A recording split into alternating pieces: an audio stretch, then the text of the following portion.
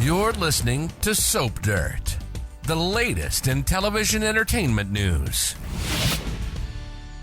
Hey, Young and the Restless fans, I've got your early edition spoilers for March 3rd through the 7th. Billy is dealing with a lot of shame. Michael stalling, and Summer is just blasting someone.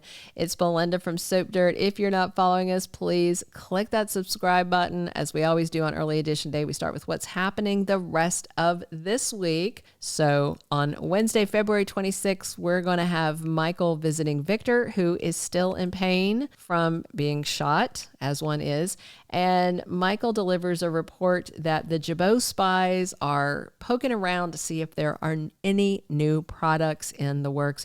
But Victor wants Michael to switch gears to help Lily. He wants him to look into this Aristotle Dumas guy, a likely fictitious name, possibly a fictitious person. This is the person who supposedly owns the companies that Damian Kane is running.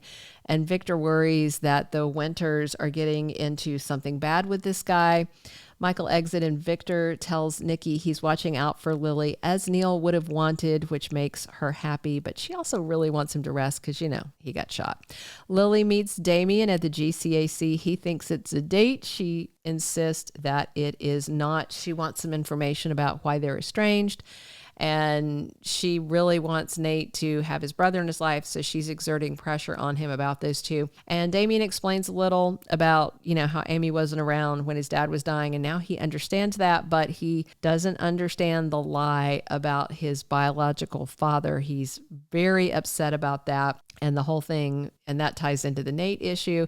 Lily understands it because she had some bio dad drama too. And it looks like she does get through to Damian because he does text Amy to have dinner with him. Meanwhile, Adam makes dinner for Chelsea and proposes that it's less nerve-wracking to have a meal at home instead of a public date where people may grill them. He also had her favorite dessert flown in from New York. It goes very well. They talk about the rough road their relationship has had and mutual appreciation, all that kind of stuff. And they wonder if when they were dating Billy and Sally that they realized there were still sparks between Chelsea and Adam. They agree that they might have seen that, and she kisses Adam. Big stuff.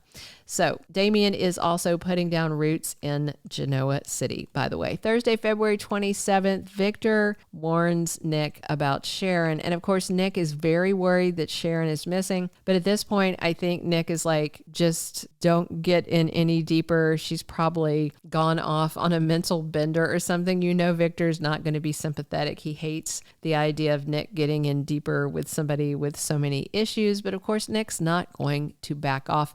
Phyllis stays resolute and strong. She stands firm. Of course, she and Sharon are still captive. They're in this weird psychiatric clinic hospital that's all run down. Somebody is playing games with them and she's losing patience, but they do realize they have to work together. She and Sharon do, or neither of them are going to get out of this alive. Chelsea and Adam give into temptation on Thursday, and it seems like the kissing after dinner turns into making love. It has been a while since we saw them getting together like that, since Baltimore last year.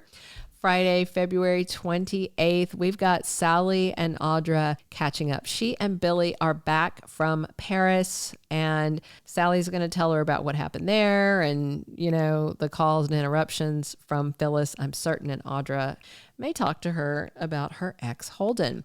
Speaking of him, Audra has to set some boundaries with Holden. It looks like he's also staying in Genoa City, which is a problem because he's still really into her. And she did not tell Nate the truth about them. She told him a little sliver of barely a partial truth, but not the real deal. Nick and Daniel decide to hide Phyllis's kidnapping / going missing, because they don't really know what happened for sure at this point, from Billy now that he's back from Paris. And everybody's worried about what is going on to Phyllis and Sharon as their prolonged absence continues. The week of March 3rd through the 7th, we're going to find out more. So Audra's history with Holden was a lot more intimate and intense than she told Nate. Remember, she told him they had a few dates, nothing serious. That was it. He helped her out of a scrape that Tucker created when she was working with him in LA.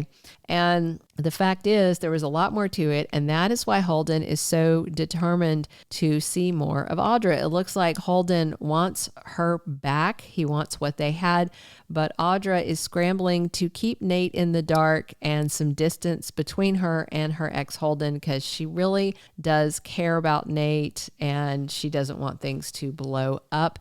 And of course, things were serious with them and intense, but I don't think, committed, because Holden did comment about the fact that she seems more into Nate and more serious with Nate than he's seen her be with anybody before. Next week, also, Sharon and Phyllis have to play Ian's sick game, but at what point are they going to figure out it's him? Because they think Victor shot the guy dead, but I have little doubt that this is him who's over the loudspeaker who's doing these things to them. Unless he's got some minion doing it. But Ian, as we all know, is alive and well. He survived that shooting. Michael digs into who is this Dumas guy and digs into Damian, and surprising secrets unfold. But Michael might also be slowing the flow of information from those Jabot spies and preventing that info getting back to Victor promptly, maybe hoping that he's going to drop the vendetta against Jack and just focus on other things.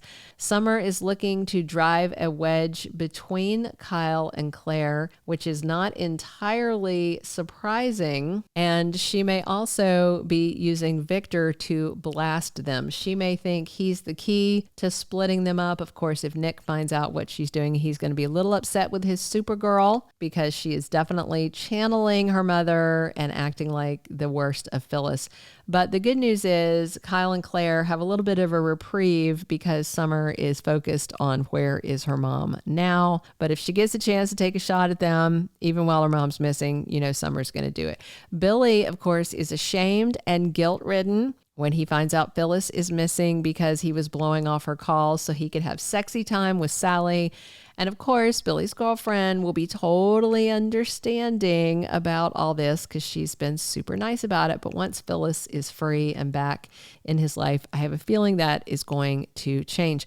Chelsea is a little surprised by how fast she and Adam have moved, and Chelsea worries that if something happens, things blow up, it doesn't work out, which happens with them, as we've seen in the past, that their son Connor will be crushed, and it could cause a backslide with his OCD. Meanwhile, Nate and Amy are ecstatic that Damian is staying in town and is spending more time with Amy, but will Nate get in some bro bonding time with his half-brother, or is Damian going to keep Nate at arm's distance like he has been? And of course, the heat is on Chance to find Sharon and Phyllis ASAP. Thank you for being a loyal listener. Follow us wherever you get your podcast, because you don't want to miss the next episode. Soap Dirt is on all the major podcast platforms, including Apple Podcast, Spotify, iHeartRadio, and more.